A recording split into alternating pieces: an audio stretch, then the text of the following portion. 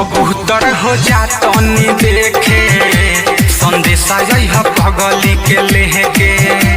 कबूतर हो जातनी देखे संदेशा यह पगली के लेके।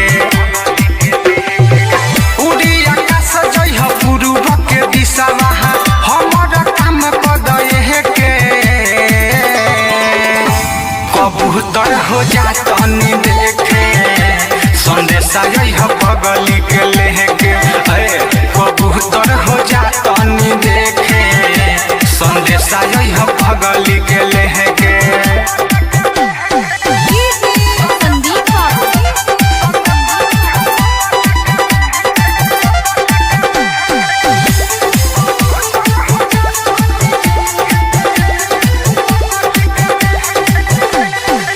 कितना दीना हो बात कहिला भइल देखो ना हालत कैसन हो गइल। सुना हाँ हाँ कितना दीना हो बात कहिला भइल देखो ना हालत कैसन हो गइल। तोहरे पर विश्वास है बाज हमल जेके कही तो चहेते।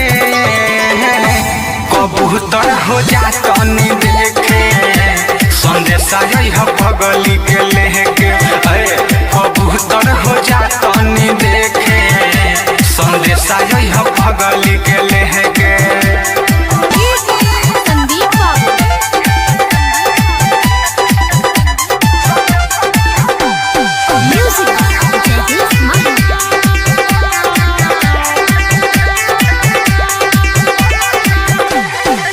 देरी लगई हो नहाली से यही हमारा पगली के खबर बतई। हाँ